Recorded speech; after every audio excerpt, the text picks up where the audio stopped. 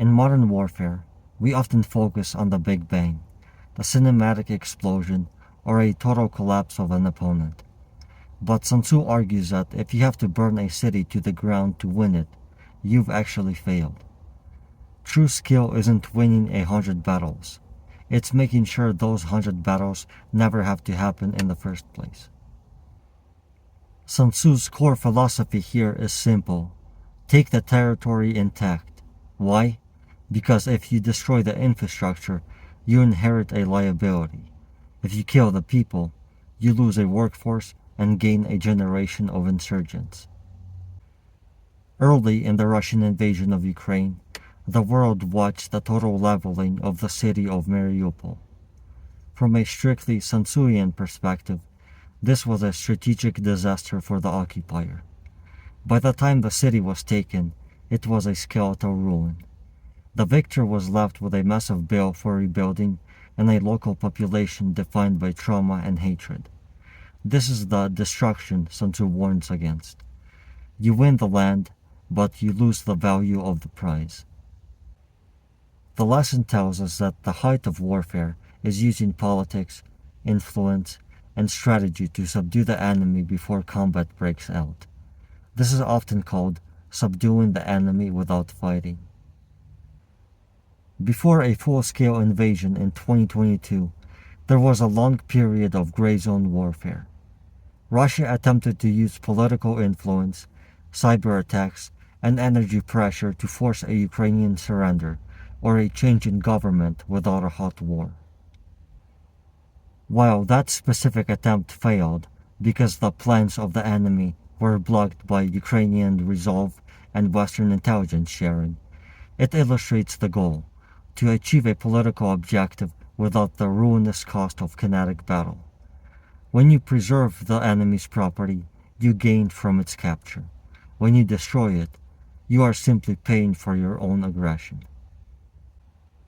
There is a fascinating scholarly debate mentioned in this lesson.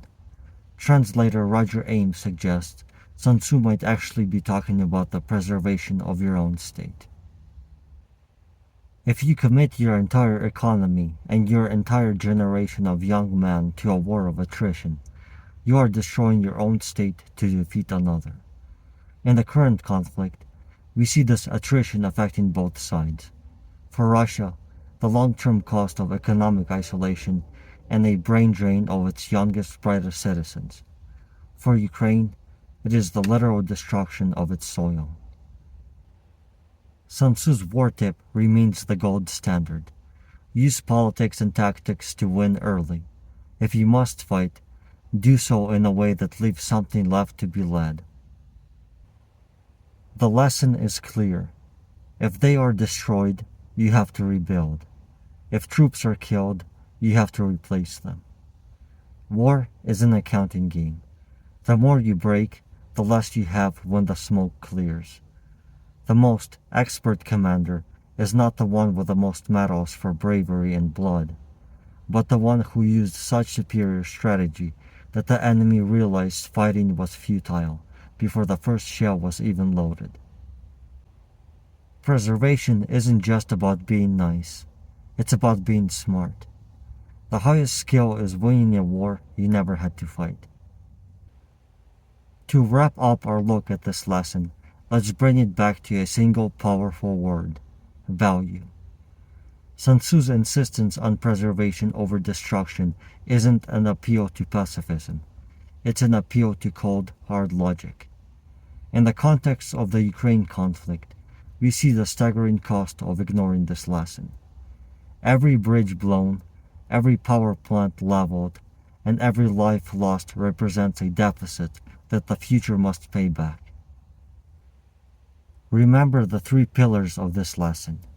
First, efficiency. Winning 100 battles is a sign of effort.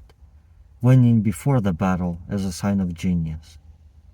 Second, sustainability. Destruction creates a vacuum. If you shatter a state, you are left with a burden of its wreckage. Third, self-preservation. Whether you are protecting the enemy's infrastructure or your own nation's future, the goal is to emerge from the conflict stronger, not just victorious, but exhausted and broken. As we've seen, supreme excellence is the ability to use politics and influence as your primary weapons. By blocking the enemy's plans through strategy rather than meeting them with brute force, you ensure that the prize you win is actually worth holding. In the art of war, as in life, the ultimate goal is not to leave with a scar, but to secure a future.